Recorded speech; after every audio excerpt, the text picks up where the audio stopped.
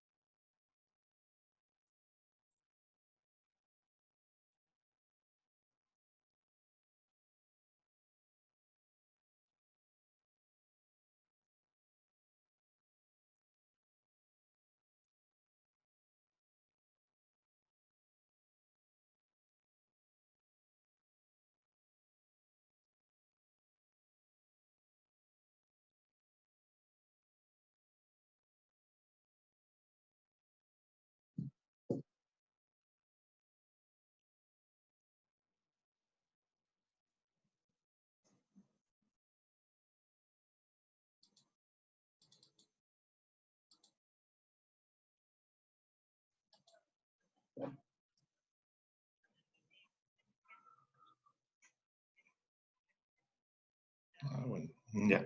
Okay. Listo. Vamos a seguir. ¿Sí me escuchan, no es cierto? Se le escucha claramente, doctor. Bien, ya. El video muestra cómo debe ser el desarrollo. En retraso mental lo que ocurre es que esto se interrumpe. Cuando hay un accidente, cuando hay un problema en el niño o en la persona en desarrollo, o hasta los 18 años, o cuando uno nace con malformaciones de la corteza cerebral, cuando uno nace con falta de parte del cerebro, o cuando el cerebro se daña después de nacer. Justamente de eso es lo que vamos a tratar en esta exposición. Denominaciones.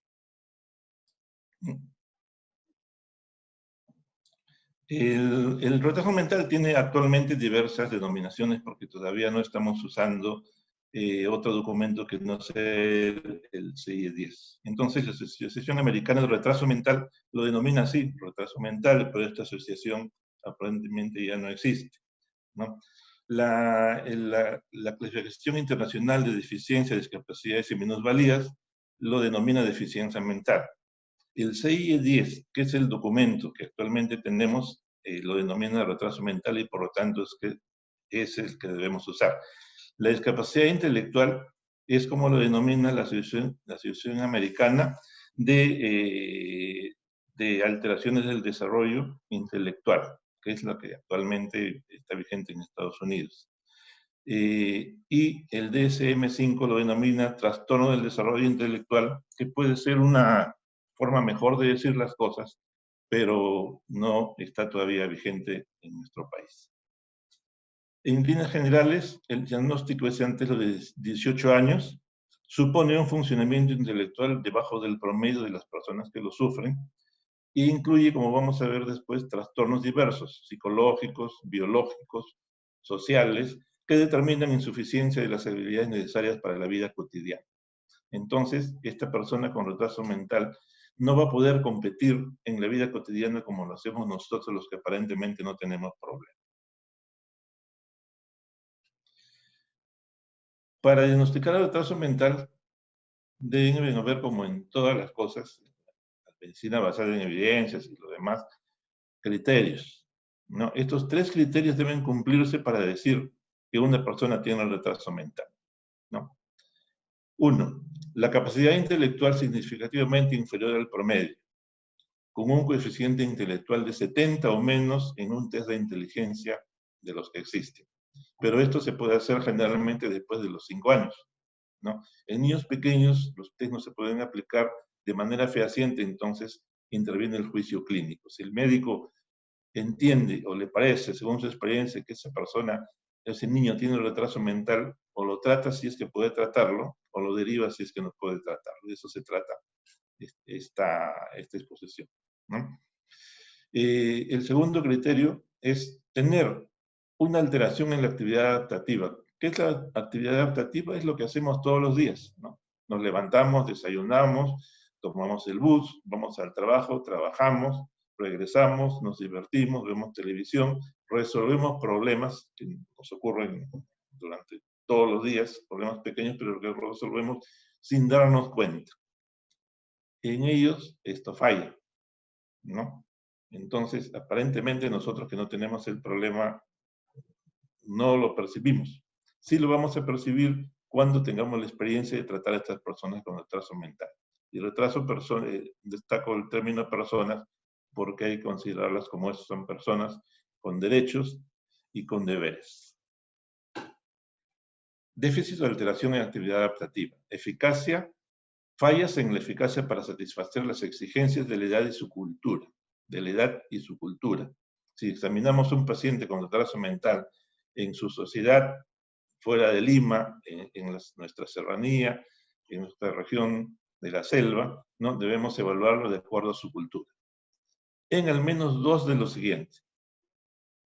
Fallas en la comunicación, lenguaje, hablado gestual, vida doméstica, las cosas que hay que hacer en la vida, ¿no? Vestirse, lavarse,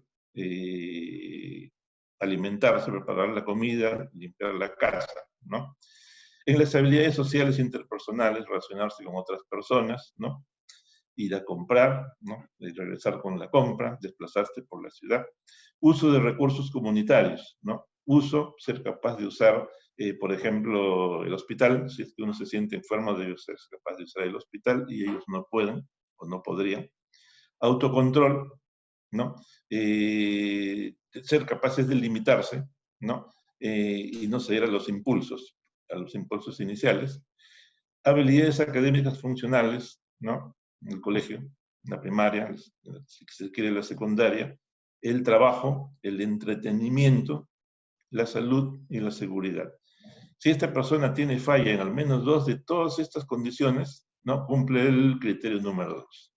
Y el criterio número 3, como lo vimos en la primera exposición, es que debe comenzar antes de los 18 años. Si tiene estos 3 criterios, o en otras palabras, para diagnosticar a una persona con retraso mental y tratarlo si podemos, o derivarlo si no podemos tratarlo nosotros, debe cumplir estas 3 cosas.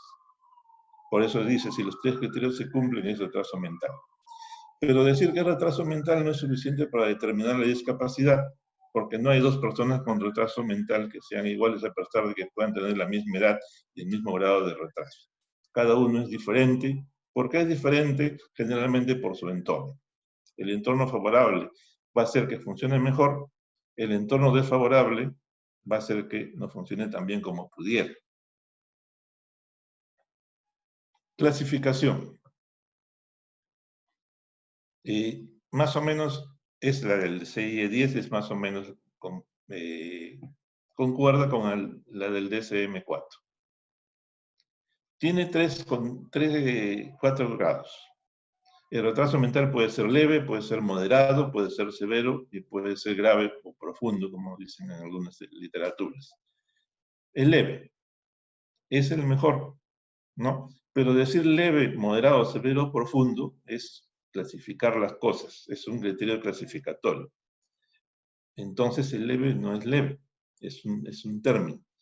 Por leve no es leve porque va a necesitar, como vamos a ver después, ayuda de otra persona durante toda su vida. Nosotros nos enfermamos de un problema gástrico, nos operan de algo, en fin, una fractura, nos arreglan, nos curan y listo.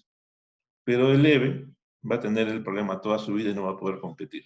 Entonces, decir leve es un decir simplemente para establecer un orden de clasificación de las cosas.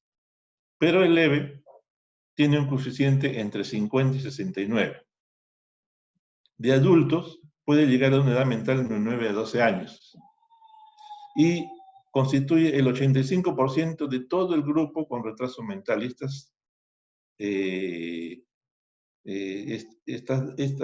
Estos datos se cumplen en casi todo el mundo. El leve es educable, puede ser educado. Una cosa es entrenable, adiestrable, otra cosa es educable. Entonces, su capacidad y las metas van dirigidas a eso del trabajo, es que pueden desarrollar habilidades sociales y comunicativas en los años preescolares, casi como cualquier otro niño. Sus trastornos sensorio-motores, si es que existen, son mínimos, casi no se notan. Frecuentemente no se diferencian de niños sin retraso mental a edades posteriores. Es decir, si no lo buscamos, de repente puede pasar desapercibido. Y si no somos acuciosos en su búsqueda, vamos a dejarlo pasar y lo vamos a diagnosticar tardíamente. Tiene dificultades en el aprendizaje escolar. Muy leves, pero está ahí. Se nota, ¿no? El profesor con experiencia lo va a notar. Los otros pueden hacer las cosas, este niñito del grupo lo puede hacer, pero lo hace mal o no lo hace. En una actividad o en otra actividad de la múltiple que hacen los niñitos en los colegios. El leve logra habilidades sociales y laborales a futuro para lograr después una autonomía mínima. O sea, pueden ser autónomos.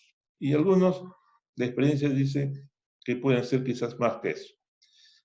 Pueden necesitar supervisión, de repente bastante, de repente poca o de repente casi nada, ¿no? Pueden necesitar orientación y asistencia, y esta orientación y asistencia es especialmente ante el estrés social o económico. Cuando se les saca de sus patrones aprendidos, entran en desorganización y ahí hay que apoyarlos. Por ejemplo, ¿no? tienen una ruta establecida para ir al colegio o al trabajo, ¿no? Y un día ocurre que el bus se va por otra ruta.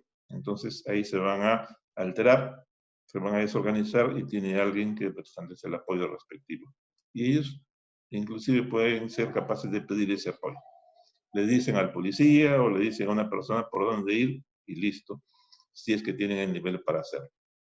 El leve, con apoyos adecuados, o sea, los apoyos es la familia, los apoyos es la sociedad, los apoyos es tener las facilidades de salubridad, ¿no? de educación, de sus oportunidades de trabajo.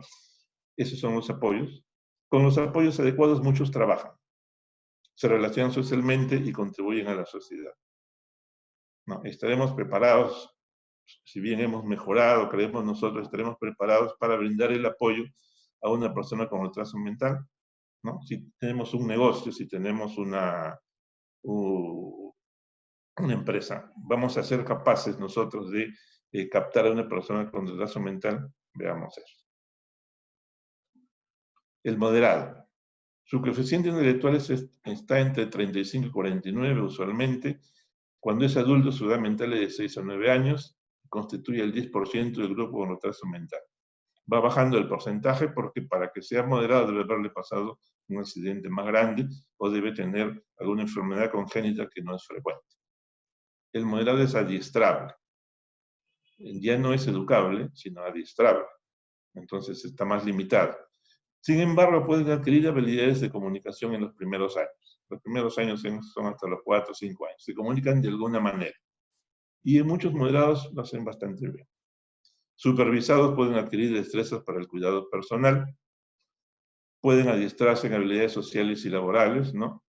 Es muy poco probable que progresen más allá del segundo grado. Entonces, cuando viene la familia o la mamá o el papá peleando porque un niño con retraso mental moderado siga en tercer, en cuarto y quinto grado y en algunos casos buscan hasta secundaria, eso sería, a mi modo de ver, trabajar un poco en vano. Hay que dedicarse a lo que sí puede hacer y no gastar los recursos en lo que no puede hacer. Pueden aprender a trasladarse por lugares conocidos, ¿no? Le hacen una ruta y van por la ruta. La mayoría podría realizar trabajos no calificados, pero supervisados, en talleres protegidos o en mercado laboral. Talleres protegidos en nuestro país no hay muchos. Mercado laboral para un moderado no hay mucho, pero hay que buscarlo. Cuando son adultos necesitan apoyos para vivir y trabajar en la comunidad, porque tienen menos recursos que los leves. El grave, su coeficiente va entre 20 a 34. Cuando es adulto, su edad mental es de 3 a menos de 6 años. Felizmente son el 3 a 4% del total de personas con retraso mental. En los primeros años casi no logran lenguaje comunicativo. Es así, ¿no? No hay que matarse porque lo logran, ¿no? La familia quiere que logre, quiere que hable, pero no se va a poder. Entonces no hay que gastar los recursos en algo que no se va a poder. Podemos tratar un tiempo razonable, pero usualmente no lo van a lograr. Durante la edad escolar pueden aprender un lenguaje básico. La edad escolar es la primaria. Pueden aprender un lenguaje básico y adiestrarse en su cuidado personal elemental. Algunos lo hacen bastante bien, pocos. Hay poco y diría nulo beneficio de la enseñanza del alfabeto y cálculo simple, ¿no? Se puede intentar enseñarles las letras, enseñarles las palabras, enseñarles cálculo simple, pero si no rinde no va a poder rendir porque lamentablemente es grave. Vuelvo a decir, no gastar los recursos en algo que no se va a poder lograr. Y gastar los recursos en cosas que sí pueden hacer estas personas con retraso mental grave. Pueden dominar, diciendo esto, la lectura global de palabras imprescindibles para la autonomía e independencia, los famosos carteles, por ejemplo. Cuando son adultos, necesitan apoyo constante, porque son graves, no tienen poquísimos recursos, necesitan la ayuda de otros casi siempre, para todo casi siempre. Podrían realizar tareas simples muy supervisadas. Sin embargo, la mayoría se adapta a vivir en la comunidad. Entonces, ahí están, ¿no? En la familia, están en la vida, están en la calle, están en la iglesia, ¿no? Más o menos. portándose adecuadamente, sino presentan otra discapacidad asociada que requiere cuidado especializado. El grave ya tiene cosas más asociadas, por algo es grave, algo grande le pasó. Entonces puede tener convulsiones, puede tener problemas visuales, problemas auditivos, problemas de movimiento, más que los leves o los moderados. Y el profundo es quien tiene coeficiente menor de 20, en adultos su edad mental es de menos de 3 años y es del 1 a 2% del total de las personas con retraso mental. Por eso, como es profundo, para que sea profundo tiene que haberle pasado algo grande o tener una enfermedad congénita grande que le impidió desarrollar la corteza cerebral como debió desarrollarse, o le pasó algo grande en el cerebro, perdió parte del cerebro, por ejemplo, etc. La mayoría asocia enfermedad neurológica por eso, que explica la discapacidad intelectual y la severa limitación en su cuidado personal, en la continencia de esfínteres, en la comunicación y en el movimiento. En los primeros años hay gran alteración de la parte motora, entonces se va a notar. Posiblemente se desarrollen mejor en un ambiente especial con ayuda, ¿no? Supervisados constantemente y con una atención individualizada, que usualmente no hay. Esto ya es como una casi institución. El desarrollo motor, comunicación y cuidado personal pueden mejorar con adiestramiento adecuado. Bueno, como siempre se mejora. Las causas. Hay diferentes formas de clasificar las causas. El sindrómico y el no sindrómico es una de estas. Las causas son muchas, más son en países cuyo desarrollo no está como en el primer mundo, ¿no? Y así, ¿no? Por ejemplo, en el caso del retraso mental sindrómico están las diversas anomalías genéticas que hay en gran cantidad, como el síndrome de Down o el X frágil, ¿no? El sindrómico se va con otros signos y síntomas. El no sindrómico es el que está originado, por ejemplo, por problemas en la gestación, alguna interferencia con el desarrollo cerebral, consumo de drogas, malnutrición, infecciones, en fin. Problemas en el nacimiento, se le privó de oxígeno, nació muy prematuro con muy bajo peso. Postnatales, tuvo después meningitis, infección del cerebro, por ejemplo, sarampión, ¿no? Que aparentemente quiere reinstalarse en la sociedad, ¿no? Tosferina. Lesiones después de nacer. Lesiones cerebrales graves, malnutrición extrema, ausencia de oxígeno, exposición a tóxicos, maltrato, antes de los 18 años de edad. Pero, como siempre se dice, está bajando un poco este porcentaje. En 2 de cada 3 se desconoce, al final de cuentas, la causa con precisión. Algo debe haber, de repente, a nivel molecular, pero está así, ¿no? Entonces, no nos matemos, no dedicamos recursos tampoco para buscar la causa, a fin de cuentas, que de repente no se va a poder hallar. Dediquemos los recursos al tratamiento. Se intentó buscar la causa, ya se intentó, no se pudo, olvidémonos de eso por ahora y busquemos el tratamiento. La frecuencia, 1 a 3% de la población mundial. En un estudio en España realizado ya hace algunos años, salió que el retraso mental leve eran 24.700, de los cuales más eran varones y menos mujeres, 15.000 en varones y 9.800 en mujeres. El retraso mental moderado, ¿no? Salió 52.800, 34.300 en varones y 18.400 en mujeres, ¿no?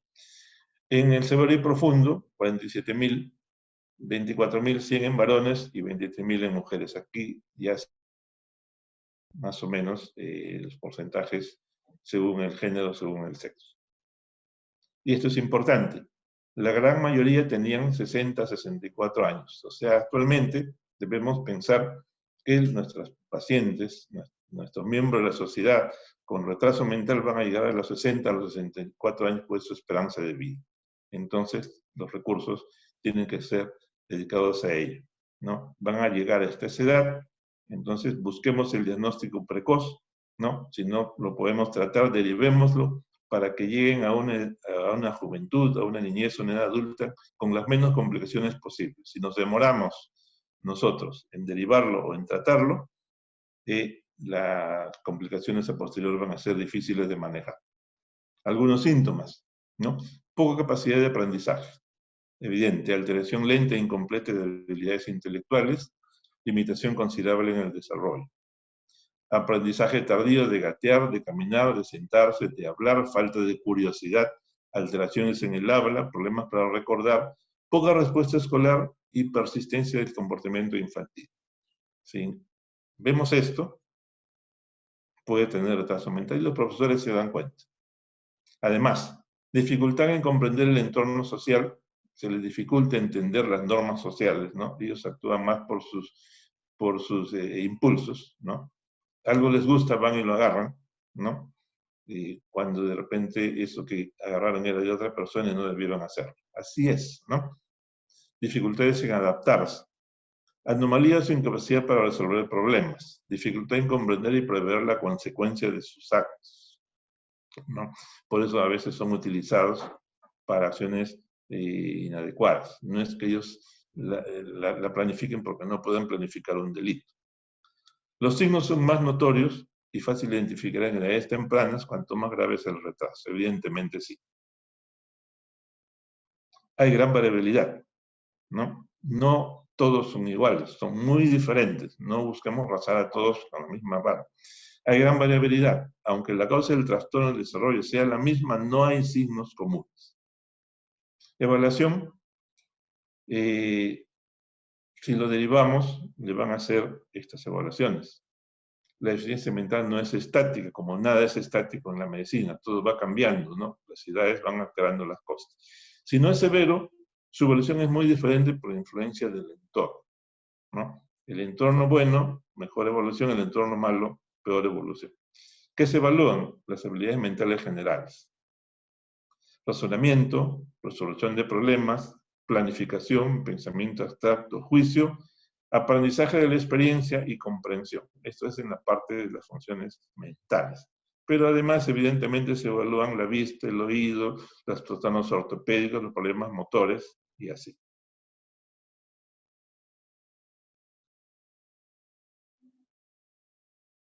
Tratamiento.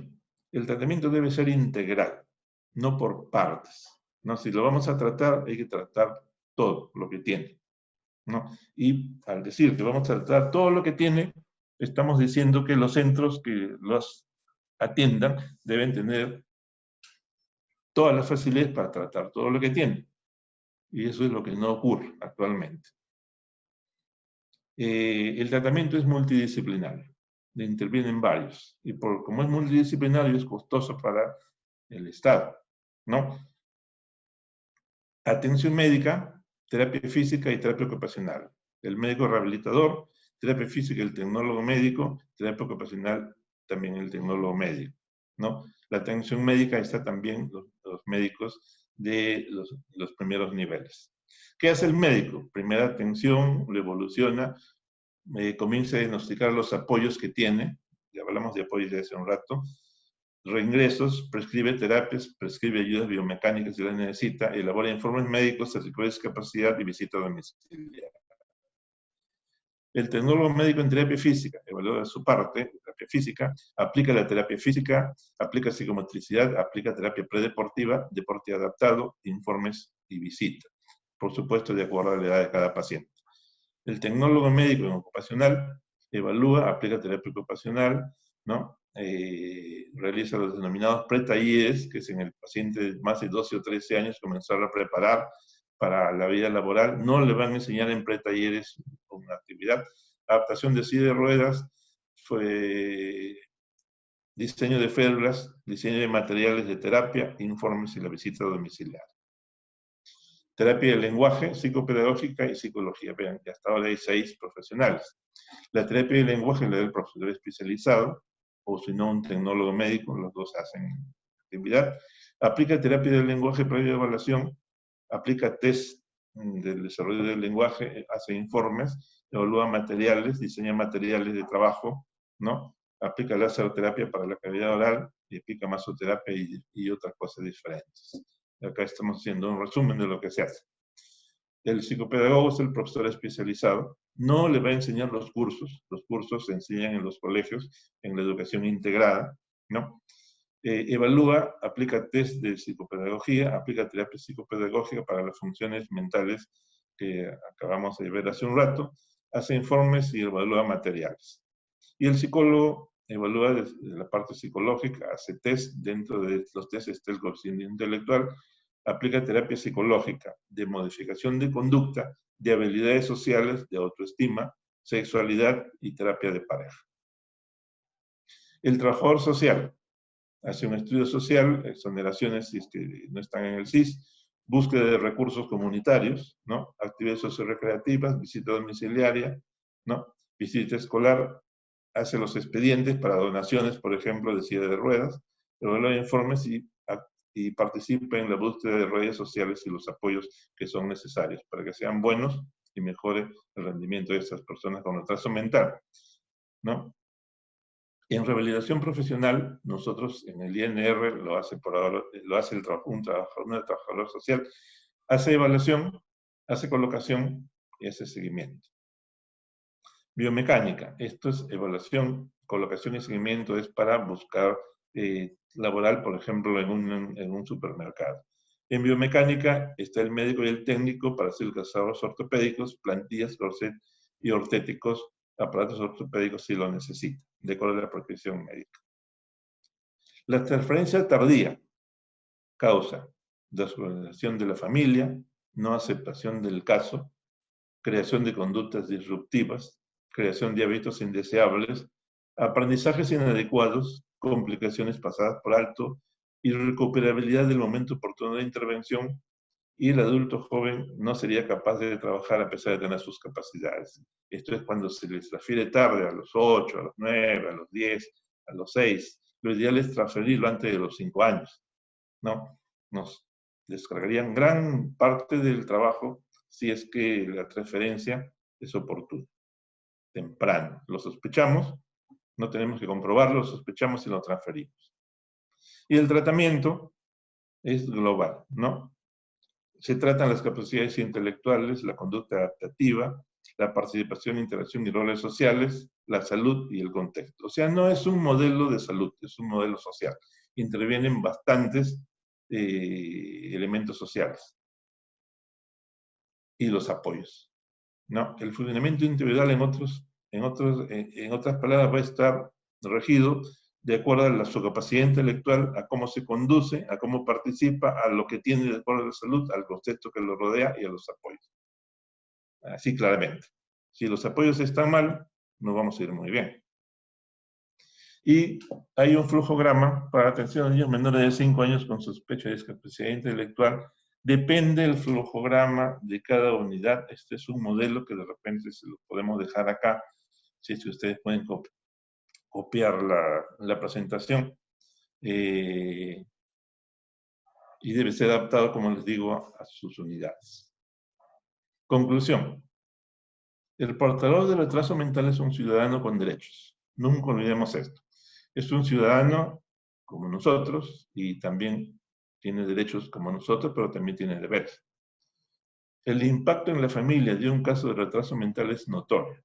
Puede inclusive llegar a hacer ruptura del núcleo familiar. Y por esto es que decimos que la transferencia o el diagnóstico sea temprano. Si es temprano, es mejor. Si es tardío, es problemático para la familia. Por otra parte, el paciente tiene derecho a un tratamiento oportuno. Tiene derecho, pues, ¿no? El tratamiento de retraso mental es costoso. Cuando más se complique, es más costoso. Cuando menos se complique, es menos costoso. Cuando más temprano lo vamos a derivar, es menos costoso. Se puede hacer un diagnóstico de sospecha de retraso mental y derivarlo solo con diagnóstico de sospecha. No necesitamos comprobar el diagnóstico. Su referencia oportuna disminuye la posibilidad de nuevas discapacidades o de agravamiento de las existentes, y los hospitales deberían implementar su servicio de rehabilitación para atender a las personas con retraso mental. Eso es todo lo que les podría decir. El tratamiento de la persona con retraso mental su diagnóstico, su reconocimiento, su derivación. Entendemos que no es fácil, pero ahí están estas personas y es deber de nosotros los médicos, desde los primeros niveles, buscarlos y derivarlos. Muchas gracias y si tienen alguna pregunta, estamos acá. Doctor Carlos Béjar, muchísimas gracias por esta excelente presentación. Así es, invitamos a los participantes a que puedan escribir sus preguntas a través del chat para poder hacérselas llegar al doctor. Bien, acá nos hacen llegar una pregunta, doctor. Nos dicen, ¿qué terapia sugiere a aquellos adultos con retardo mental que han sido abandonados por su familia en albergues y hospitales psiquiátricos? Bueno, esa es una pregunta muy difícil de responder porque la respuesta sería bastante cruel. Si son pacientes así, ¿no? Son adultos, entiendo que estamos hablando de personas de 40, 45, 50 años, y tienen la condición de abandonados en centros psiquiátricos. La aplicación de una terapia como la que les he descrito va a ser muy difícil o casi imposible. Podemos intentarlo. De repente hay por ahí uno que otro que tiene buen rendimiento. Pero ya son personas con actitudes aprendidas, con rutinas hechas, de repente psiquiátricos, ¿no? Entonces, deberían tratarse como nosotros tratamos acá a los pacientes severos o profundos, con lo que denominamos calidad de vida, ¿no? Hacer cosas muy puntuales, dependiendo de lo que tenga cada persona. No podría decir una terapia directa, porque la diversidad es tanta que impide hacer ese consejo directo, pero habría que trabajar más que nada en mejorar su calidad de vida desde el punto de vista intelectual. Es muy difícil manejar estos casos. Yo diría que casi imposible, de acuerdo a los que yo he tenido oportunidad de ver también. Bien, muchas gracias, doctor. Doctor, nos pide si por favor podría mencionar ejemplos de trabajos no calificados supervisados. Trabajos no calificados supervisados, ¿no? Y los leves pueden hacer trabajos más que calificados, ¿no? Dirijámonos a los pacientes moderados, trabajos no calificados supervisados, ¿no? Busco a la persona, veo que la persona es adecuada, ha recibido los pretalleres, de repente ha sido capacitado en algo más. Yo tengo un negocio, por decir, de empaquetar botellas de aceite en cajas, ¿no? Y lo contrato a esta persona. Y digo contrato porque le voy a pagar, ¿no? Entonces, de acuerdo a su rendimiento, le enseño a llenar cajas de cartón, ¿no? Con 3, 6, 9, 12 botellas de aceite, y le digo, vas a llenarlo así. Y como esta persona con retraso mental es adecuada y ha sido preparada para eso, lo va a llenar. Y le digo, vas a llenar en una hora 4 cajas o 5 cajas. Y te voy a pagar por esas 5 cajas que llenas en una hora. Entonces, en 4 horas serían 20 cajas y te voy a pagar. Ese sería un trabajo no especializado, supervisado, porque siempre lo voy a estar mirando, ¿no? Lo voy a estar mirando para que haga el trabajo, y no solamente para que haga el trabajo, sino que para que que su rendimiento sea parejo, o sea, que no se tome descansos, que no se vaya, que no se escape. Eso es la supervisión. Es un ejemplo, ¿no? Como ese ejemplo hay varios. Usemos nuestro razonamiento para trasladar ese ejemplo siempre a todas las otras cosas que se pueden hacer. Muchísimas gracias por su respuesta, doctor.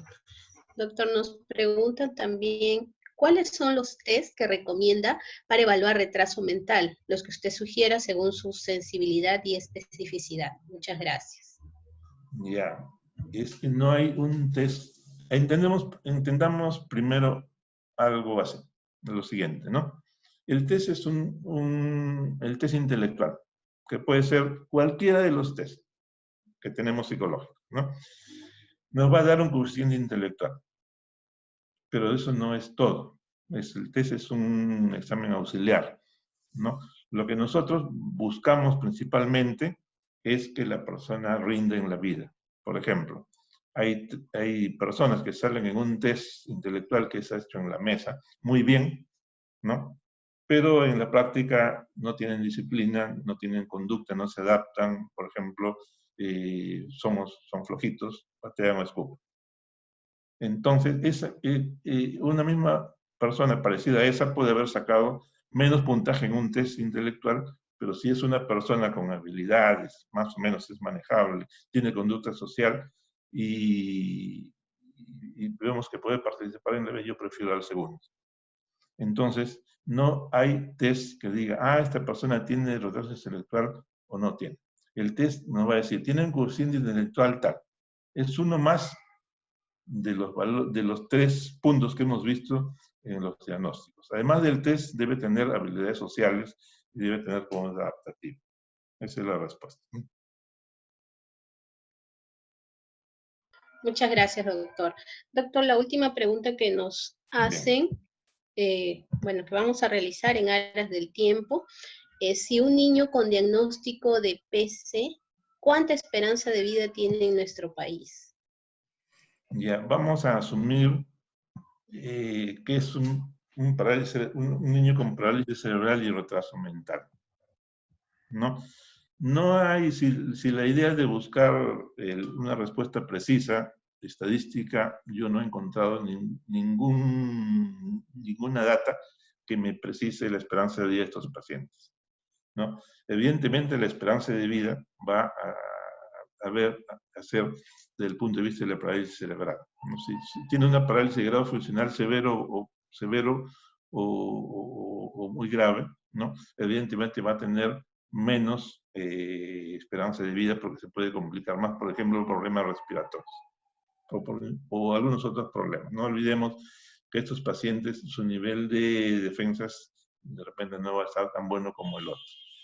Pero en la práctica lo que vemos es que las mamás traen a los pacientitos con parálisis cerebral con retraso mental severo, ¿no? Más o menos hasta los 8 o 10 años, y después cesan de traerlo y no sabemos qué pasó con ellos, ¿no? Eso es que tienen parálisis cerebral de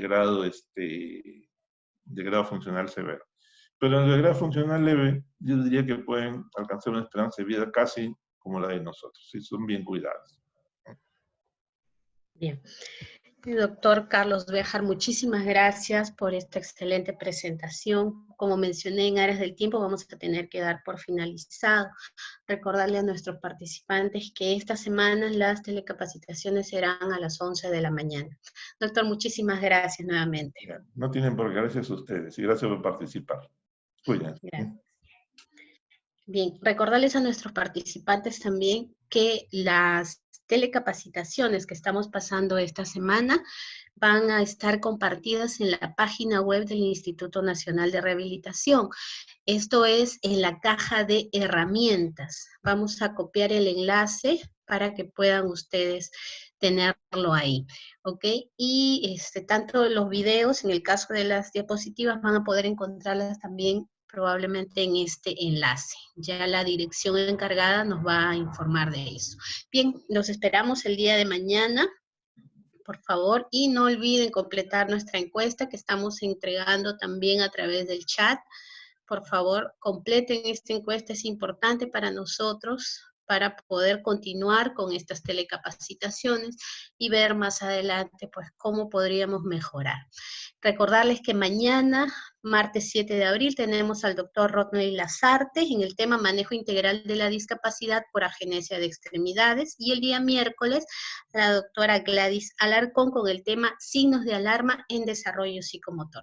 Muchísimas gracias nuevamente, nos vemos mañana a las 11 de la mañana. Gracias.